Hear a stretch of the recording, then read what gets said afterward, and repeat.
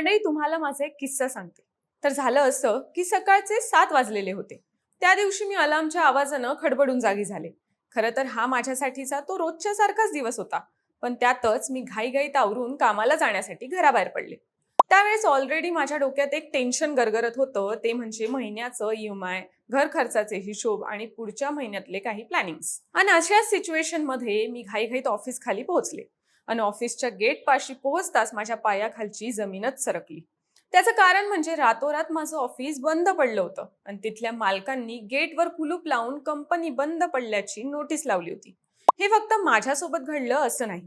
माझ्यासोबत शेकडो कर्मचारी देखील तसेच घाबरलेल्या अवस्थेत होते. पण प्रत्येकाच्या चेहऱ्यावर एकच प्रश्न होता, नेमकं झालंय काय? याचा विचार करत असतानाच काही क्षणातच सगळ्यांच्या मोबाईलवर एक मेसेज आला आणि त्यात लिहिलं होतं की माझ्यासह शेकडो कर्मचाऱ्यांना कामावरून काढून टाकलं. अशीच काहीशी घटना पुण्याच्या हिंजवडी भागातल्या IT पार्कमध्ये घडली आहे. ज्या कंपनीवर विश्वास ठेवून शेकडो तरुणांनी आपलं करिअर उभं केलं, त्याच कंपनीत एका रात्रीत तब्बल 700 IT इंजिनियर्सला रस्त्यावर आणलं. पण मंडळी, हा प्रश्न फक्त या 700 कर्मचाऱ्यांचा नाहीये. हा प्रश्न आहे संपूर्ण IT क्षेत्रासमोर उभ्या राहिलेल्या संकटाचा. म्हणूनच नेमकं या कर्मचाऱ्यांबरोबर काय घडलं? ही TTI कंपनी रातोरात का बंद पडली आणि एकेकाळी लाखो तरुणांचं स्वप्न असलेल्या IT कंपन्यांवर अशी वेळ का येते? याबद्दलची संपूर्ण माहिती जाणून घेऊयात आजच्या या व्हिडिओमधून. नमस्कार, मी रुपल आणि तुम्हाला तर माहिती आपला विषयच भारी. मंडळी, हिंजवडीतील राजीव गांधी IT पार्क हे देशातलं आघाडीचं IT केंद्र आहे. देशातल्या सॉफ्टवेअर निर्याती त्याचा वाटाही खूप आहे. पण पुण्याचं नाव जागतिक नकाशावर कोरणारं हे IT पार्क सध्या एका धक्कादायक प्रकारामुळे चर्चेत आलंय. हिंजवडी फेज 2 मधील एका IT कंपनीनं रातोरात कार्यालय बंद करून गाशा गुंडाळल्यानं 700 कर्मचारी, इंजिनियर्स आणि इंटर्न्स रस्त्यावर आले. पण या कर्मचाऱ्यांसोबत नक्की काय घडलं हे जाणून घेऊयात. तर हिंजवडी फेज 2 मधील गेराज इम्पेरियम राईस या बिल्डिंगमध्ये थिंक टेक्नॉलॉजी इंडिया या कंपनीचं कार्यालय होतं. कंपनीनं गेल्या वर्षी मोठी भरती केली. कंपनीनं गेल्या वर्षभरात शेकडो इंजिनियर्सला नोकरी दिली. महत्वाचं म्हणजे यात नवीन कर्मचाऱ्यांना आणि इंटर्न्सना प्राधान्य देण्यात आलं. विविध माध्यमांनी दिलेल्या माहितीनुसार सुरुवातीला या कर्मचाऱ्यांना 15,000 रुपये स्टायपंड म्हणून देण्यात आलं. काही महिने या कंपनीचं कामकाज सुरळीत सुरू होतं. पण या फेब्रुवारी महिन्यापासून परिस्थिती बदलायला सुरुवात झाली आणि तेव्हापासून कर्मचाऱ्यांना मिळणारं वेतन थकवण्यात येऊ लागलं. सुरुवातीला कंपनी दर महिन्याच्या 7 किंवा 8 तारखेला कर्मचाऱ्यांच्या खात्यात पगार जमा करायची.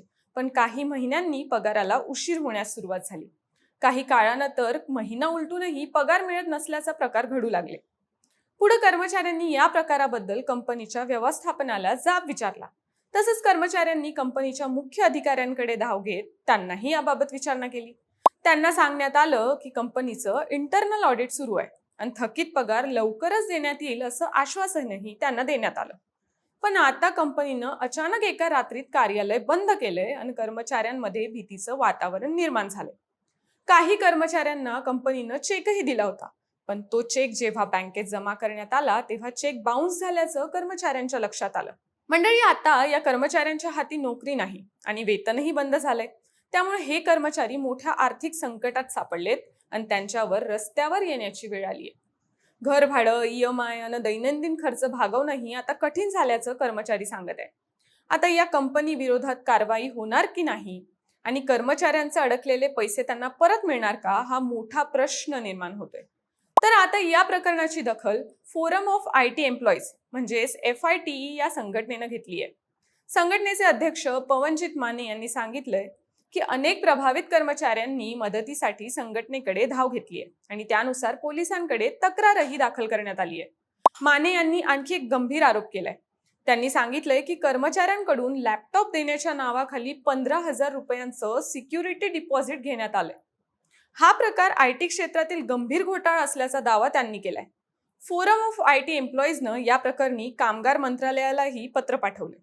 पत्रात सांगण्यात आले की IT क्षेत्रात असे फसवणुकीचे प्रकार दिवसेंदिवस वाढत आहे. भविष्यात अशा घटना टाळण्यासाठी आणि तरुण IT व्यावसायिकांचे आर्थिक शोषण रोखण्यासाठी सरकारनं कठोर धोरणे आणण्याची मागणीही करण्यात आली आहे. या संपूर्ण प्रकरणात पोलिसांकडे तक्रारी दाखल करण्यात आल्या आहेत आणि पुढील तपास सुरू आहे.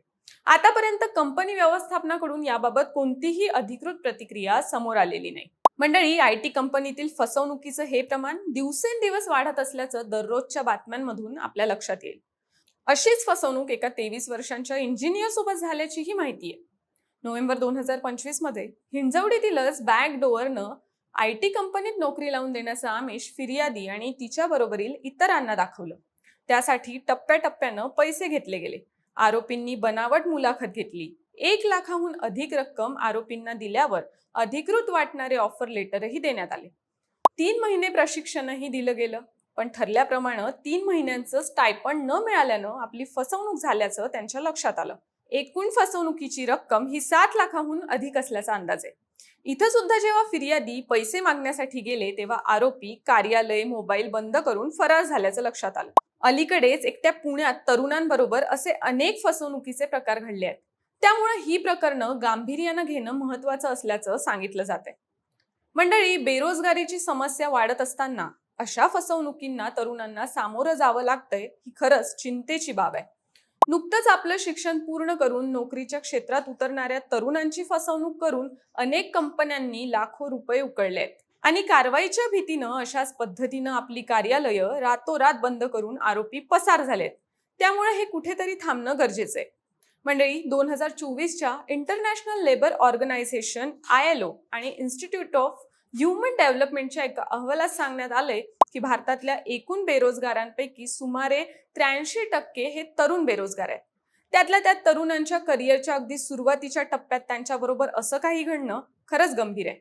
बाकी तुमचं या प्रकरणावरचं मत आम्हाला नक्की कळवा आणि आमच्या विशेष भारीच्या YouTube चॅनलला सबस्क्राईब करायला विसरू नका. धन्यवाद.